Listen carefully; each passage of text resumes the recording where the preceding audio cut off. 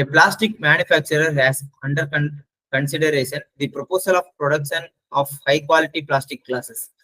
The necessary equipment to manufacture the glasses would cost 1 lakh. இதோட life years வந்து பாத்தீங்க அப்படின்னா 5 years. The tax relevant rate of depreciation வந்து 20% on written down value. So most important இந்த இடத்துல தான் நீங்க கவனிக்கணும். ஸோ இதோட டிப்ரிசியேஷன் காஸ்ட் வந்து 1 lakh சொல்லியிருக்காங்க. Life 5 years.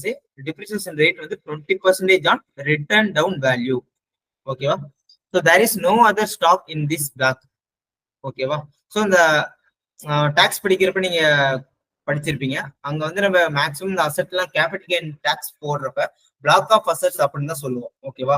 மிஷினரி 10% அந்த 10% ஒரு பிளாக்னு சொல்லுவோம். 15% அதெல்லாம் ஒரு பிளாக்னு சொல்லுவோம். தனித்தனியா இப்போ மிஷினரி 1, 2, 3 அப்படிலாம் சொல்ல மாட்டோம். பிளாக் ஆஃப் அசெட்ஸ் தான் சொல்லுவோம். ஓகேவா? ஸோ தேர் இஸ் அந்த பிளாக்ல வந்து வேற எந்த ஒரு அசெட்டுமே கிடையாதுன்னு சொல்லிட்டாங்க. ஓகேவா? ஸோ இது எதுக்கு சொல்றாங்க அப்படின்னா, இப்போ நீங்க டிப்ரிசியேஷன் டாக்ஸ்ல படிச்சிருப்பீங்க. டிப்ரிசியேஷன் ஒவ்வொரு வருஷமும் நீங்க கிளைம் பண்றப்ப டிப்ரிசியேஷன் கிளைம் பண்றதுக்கு என்ன ப்ரொவிஷன் அப்படின்னா, அந்த பிளாக்ல ஒரு அசெட்னாச்சும் இருக்கணும், பிளஸ் வந்து அதோட வேல்யூ வந்து பாசிட்டிவ்ல இருக்கணும். அப்படி இருந்தா மட்டும்தான் நீங்க வந்து டிப்ரிசியேஷனை கிளைம் பண்ண முடியும். ஓகேவா? சோ அது மட்டும் இந்த இடத்துல நோட் பண்ணிக்கோங்க. No other asset in the block of asset. அப்படின்னா அந்த 5th இயர்ல வந்து எந்த ஒரு அசெட்டுமே கிடையாது. அப்போ 5th இயர்ல வந்து நம்ம இந்த அசெட் எதுவுமே இல்லை அப்படின்னா நம்ம வந்து டிப்ரிசியேஷன் கிளைம் பண்ண முடியாது. ஓகேவா? ஸோ பிளாக் ஆஃப் அசெட் அந்த கான்செப்ட்ல என்ன அப்படின்னா, நம்ம டிப்ரிசியேஷன் கிளைம் பண்றோம் அப்படின்னா அந்த பீரியட்ல வந்து பிளாக்ல ஏதாச்சும் ஒரு அசெட் இருக்கணும், பிளஸ் அதோட வேல்யூ வந்து பாசிட்டிவா இருக்கணும். அப்படி இருந்தா மட்டும்தான் நம்ம வந்து டிப்ரிசியேஷன் கிளைம் பண்ண முடியும். Okay? So the expected salvage value is cost of 25,000 each year if the project is undertaken. Okay, the variable cost are estimated at 2 per class. Okay, so per unit la kuduthiranga, careful ah irukanum. The manufacturer estimate it will be sell about 75,000 classes per year. So அந்த per year la அவங்க எவ்வளவு output கொடுக்குறாங்கன்னு பாத்தீங்க அப்படின்னா 75,000 output கொடுக்குறாங்க. So அதோட tax rate 35% சொல்லிட்டாங்க. இதை வந்து நம்ம பர்ச்சேஸ் பண்ணலாமா வேணாமான்னு சொல்லிட்டு கேட்கறாங்க. ஓகேவா? ஸோ இந்த மாதிரி பர்ச்சேஸ் பண்ணலாமா வேணாமா அந்த மாதிரி கேட்டாங்க அப்படின்னா நம்ம ஃபர்ஸ்ட் நம்ம மைண்டுக்கு வர வேண்டியது வந்து நெட் ப்ரெசென்ட். நம்ம வந்து நெட் ப்ரெசென்ட் வேல்யூ கண்டுபிடிக்கணும். ஸோ அதுக்கு நமக்கு என்ன வேணும்? கேஷ் அவுட்ஃப்ளோ வேணும், கேஷ் இன்ஃப்ளோ வேணும். ஓகேவா? ஸோ அதை வச்சு தான் நம்ம கண்டுபிடிக்க போறோம். Assume 20% cost of capital. So இது வந்து நம்மளோட பிவி ஃபேக்டர். 20% தான் நம்மளோட பிவி ஃபேக்டர் வச்சு கண்டுபிடிக்கணும். Next additional working capital requirement 50,000. So நான் ஃபர்ஸ்டே சொன்னேன், இந்த மாதிரி சால்வேஜ் வேல்யூ இல்ல ஒர்க்கிங் கேபிட்டல் ரெக்வயர்மெண்ட் கொடுத்துட்டாங்க அப்படின்னா இது ரெண்டுமே அட் தி பேசிக் அசம்ஷன் வந்து என்னன்னு பாத்தீங்க அப்படின்னா at the end of the period வந்து இது வந்து நம்ம 100% ரெக்கவர் பண்ணிடுவோம். ஸோ இது ரெண்டுமே நமக்கு வந்து இன்கம் தான். ஓகே? ஸோ இந்த 25,000 பிளஸ் 50,000 இது ரெண்டே ஆட் பண்ணி அந்த எண்ட் பீரியட்னா எவ்வளோ? 5th இயர் தான் நம்மளோட எண்ட் பீரியட். ஓகே? ஸோ அந்த பீரியடோட பிவி ஃபேக்டரோட மல்டிபிள் பண்ணிக்கணும். ஓகே? ஸோ இங்க வந்து காஸ்ட் ஆஃப் ப்ரொடக்ஷன் இந்த நியூ மிஷினோட காஸ்ட் எவ்வளவு சொல்லியிருந்தாங்க? 1 lakh பிளஸ் இதுக்கு அடிஷனல் ஒர்க்கிங் கேபிட்டல் வந்து 50,000 ஆகும்னு சொல்லியிருக்காங்க. ஓகேவா? ஸோ இதான் நம்மளோட ஓவரால் கேஷ் அவுட்ஃப்ளோ. ஓகே? 1,50,000 நம்மளோட கேஷ் அவுட்ஃப்ளோ. நெக்ஸ்ட் வந்து இப்போ நம்ம வந்து கேஷ் இன்ஃப்ளோ கண்டுபிடிக்க போறோம்.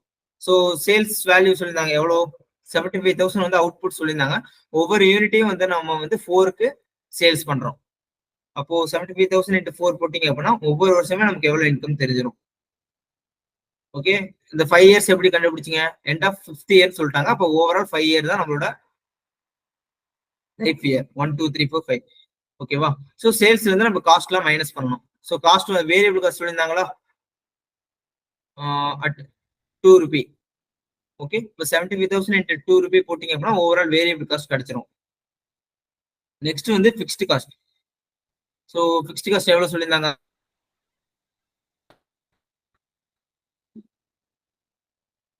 ஓகே, இங்க சொல்லிக்கலாம்.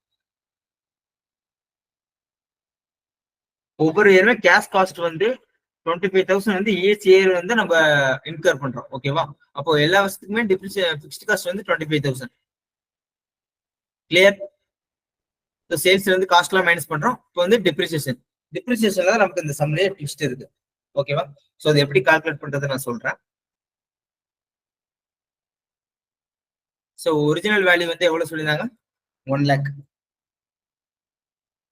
So first year depreciation at a rate of 20% வந்து டிப்ரிசியேஷன் ரேட் சொல்லியிருந்தாங்களா?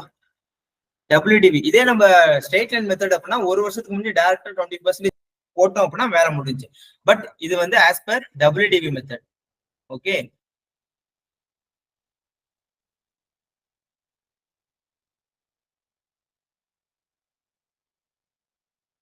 ஸோ இதுக்கு 20% போட்டீங்க அப்படின்னா 20,000.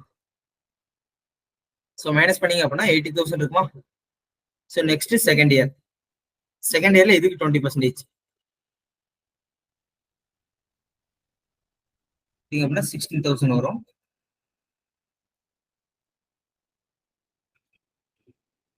ஸோ மைனஸ் பண்ணீங்க அப்படின்னா 64,000. நெக்ஸ்ட் தேர்ட் இயர்ல 20%. 20% போட்டீங்க அப்படின்னா 80,000. ஓகே, ஸோ இதுல இருந்து மைனஸ் பண்ணீங்க அப்படின்னா 51,200. At the end of fourth period வந்து 20% on this value. 10,240. Okay, so இதுல இருந்து இது மைனஸ் பண்ணீங்க அப்படின்னா 40,460. So at the end of இயர்ல வந்து நம்ம டிப்ரிசியேஷன் கிளைம் பண்ண முடியாது. இந்த இடத்துல நீங்க கேர்ஃபுல்லா கவனிக்கணும். ஏன் கிளைம் பண்ண முடியாது? As per income tax act படி பிளாக் ஆஃப் நம்ம டிப்ரிசியேஷன் கிளைம் பண்ணணும் அப்படின்னா அந்த nth பீரியட்ல வந்து நமக்கு ஒன்னு பிளாக்ல வந்து அசெட் இருக்கணும். ஓகே, ஸோ அந்த பிளாக்ல வந்து அசெட் இருக்கணும், அதோட வேல்யூ வந்து பாசிட்டிவ்ல இருக்கணும். இப்படி இருந்தா மட்டும்தான் நம்ம வந்து டிப்ரிசியேஷன் கிளைம் பண்ண முடியும். பட் இந்த சம்ல வந்து நமக்கு வந்து எண்ட் ஆஃப் 5th இயர்ல வந்து நோ பிளாக் ஆஃப் அசெட் சொல்லிட்டாங்க. அப்ப அதுல பிளாக் அசெட் இல்ல அப்படின்னா நம்ம வந்து டிப்ரிசியேஷன் கிளைம் பண்ண முடியாது. ஓகே, ஸோ இந்த 40,460 தான் நம்மளோட ஓப்பனிங் WDV இருக்கும். ஓகேவா? ஸோ இந்த 40,460 வேல்யூ உள்ளதை நம்ம எவ்வளவு சேல்ஸ் பண்றோம்? சேல்ஸ் வேல்யூ எவ்வளவு சொல்லிருந்தாங்க சம்ல? ஓல்டு அசெட்டை வந்து நம்ம வந்து 10,000 சேல்ஸ் பண்றேன்னு சொல்லியிருந்தாங்க. சால்வேஜ் வேல்யூ வந்து உங்க புக்ல பாத்துக்கோங்க, 10,000 சால்வேஜ் வேல்யூ. ஓகே, ஸோ அப்போ நமக்கு எவ்வளவு லாஸ் ஆகுது? 30,960. ஓகே, ஸோ இது வரைக்கும் நோட் பண்ணிக்கோங்க.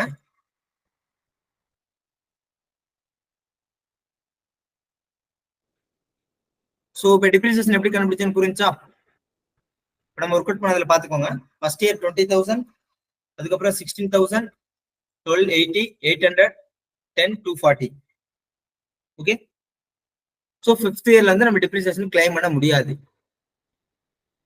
ஸோ சேல்ஸ் இருந்து நம்ம காஸ்ட்லாம் மைனஸ் பண்ணிட்டோம் அப்படின்னா நமக்கு வந்து ஏர்னிங்ஸ் பிஃபோர் டேக்ஸ் கிடைக்கும். ஸோ அது டேக்ஸை மைனஸ் பண்றோம். டேக்ஸ் எவ்வளவு பர்சன்டேஜ் சொல்லியிருந்தாங்க? 35%. ஸோ இதுல 35% போட்டீங்க அப்படின்னா 36,700. ஸோ இதெல்லாம் கிடைச்சிரும். கிளியரா? ஸோ இதுக்கப்புறம் நம்ம என்ன பண்ணணும்? எகைன் நம்ம டிப்ரிசியேஷன் ஆட் பண்ணணும். ஸோ இங்க எவ்வளவு டிப்ரிசியேஷன் கண்டுபிடிச்சோம்? ஸோ இதுல இருந்து எகைன் டிப்ரிசியேஷன் ஆட் பண்ணீங்கன்னா கேஷ் ஃப்ளோ ஆஃப்டர் டேக்ஸ் கிடைச்சிரும். ஓகே, இது ஓவரால் இன்கம். பிளஸ் நான் என்ன சொன்னேன்? நம்ம ஒர்க்கிங் கேபிட்டல் ஏதாச்சும் இருந்தாலோ அதை நம்ம ரெக்கவர் பண்ணிடுவோம். பிளஸ் வந்து நம்ம சால்வேஜ் வேல்யூ இருந்துச்சு அப்படின்னா nth பீரியட்ல வந்து அதை நம்ம ரெக்கவர் பண்ணிடுவோம். கிளியரா? 50,000 and 10,000. ஓகே, இன்னொன்று மோஸ்ட் இம்பார்ட்டன்ட் இது என்னன்னு பாத்தீங்க அப்படின்னா tax benefit on short term capital gain loss. So இங்க பார்த்தோமா, நம்ம 40,460 ரூபா மதிப்புள்ள ஒரு அசட்டை 10 lakh தான் சேல்ஸ் பண்ணியிருக்கோம். அப்போ நமக்கு இது வந்து என்னது? Capital loss. ஓகே, இப்போ நம்ம டாக்ஸ் பே பண்ணணும். நம்ம டாக்ஸ் பே, நமக்கு இன்கம் வந்தா தானே டாக்ஸ் பே பண்ணுவோம். இப்போ எனக்கு 1 கோடி இன்கம் இருக்கு அப்படின்னா 1 lakh இன்கம் இருக்கு அப்படின்னா இந்த 1 lakh இன்கம் நான் இந்த வருஷம் சம்பாதிச்சிருந்தேன் அப்படின்னா இதுக்கு வந்து நான் டாக்ஸ் பே பண்ணணும். கரெக்டா? பட் நமக்கு வந்து இங்க என்ன இருக்கு? லாஸ் ஆயிருக்கு. அப்போ இந்த 30,960க்கு எவ்வளவு டாக்ஸ் ரேட் சொல்லியிருந்தாங்க? 30,960 into tax rate எவ்வளவு பர்சன்ட் இருந்தாங்க சம்பளம்?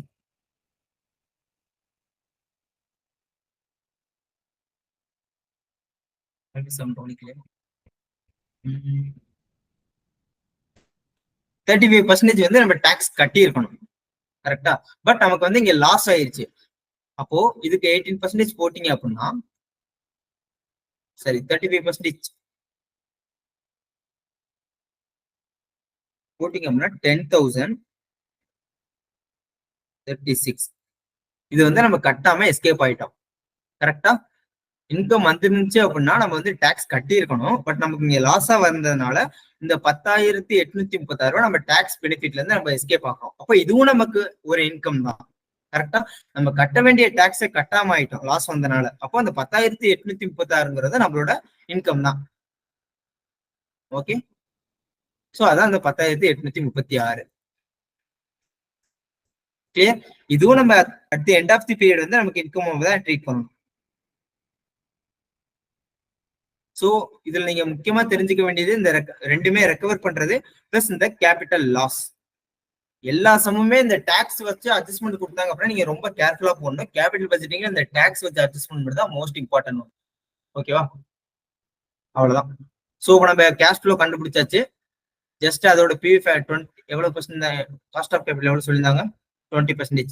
ஸோ இந்த 20%க்கு நம்ம பிவி ஃபேக்டர் ஒவ்வொரு வருஷம் கண்டுபிடிக்கணும். இதே நம்ம எல்லா வருஷமே சேம் இன்கம், ஒரே இன்கம் இருக்கு அப்படின்னா நம்ம அந்த இன்கம் இன்டூ ஆனுட்டி ஃபேக்டர் கண்டுபிடிச்சு நம்ம மல்டிபிள் பண்ணி போட்டுடலாம். பட் இந்த சம்பளம் வந்து நம்ம ஒவ்வொரு வருஷமும் தனித்தனியா வேற இன்கம் நமக்கு வருது. ஓகே, சோ அப்போ வந்து இதோட பிவி ஃபேக்டர் கண்டுபிடிக்கணும். 0.833 செகண்ட் இயருக்கு, third year, fourth year, fifth year. So income into PV factor போட்டீங்க அப்படின்னா நமக்கு cash flow of present value of cash inflow கிடைச்சிடும். ஓகே, சோ 88,250 இன்டு அதோட பிவி ஃபேக்டர் மல்டிபிள் பண்ணீங்கன்னா இது கிடைக்கும். 10,000, இந்த 10,000, இந்த 10,836 இது எல்லாமே நமக்கு at the end of the period வந்து நமக்கு இன்கம் வந்து ரியலைஸ் பண்ணுவோம். ஓகேவா? சோ இது கூட இது எல்லாத்தையுமே ஆட் பண்ணீங்க அப்படின்னா 1,52,086 தான் நம்மளோட இன்கம். இது இன்ட்டு அதோட எண்ட் பீரியட்ல என்ன பிவி ஃபேக்டரோ அது மல்டிபிள் பண்ணீங்க அப்படின்னா நமக்கு வந்து present value of PV factor கிடைச்சிரும். ஓகேவா? இப்போ நெட் பிரசன்ட் வேல்யூ கண்டுபிடிக்கணும் என்ன பண்ணிக்கணும்? Present value of cash inflow divided by cash outflow. So present value of cash inflow அப்படின்னா இங்க கண்டுபிடிச்சோமா, இந்த எல்லா இன்கமுமே ஆட் பண்ணீங்க அப்படின்னா 2,85,453 கிடைக்கும். கிளியர்? ஸோ இந்த ஓவரால் கேஷ் இன்ஃப்ளோல இருந்து கேஷ் அவுட்ஃப்ளோ இங்க கண்டுபிடிச்சோமா 1,50,000. இதை மைனஸ் பண்ணீங்கன்னா உங்களுக்கு நெட் பிரசன்ட் வேல்யூ கண்டுபிடிச்சிடும்.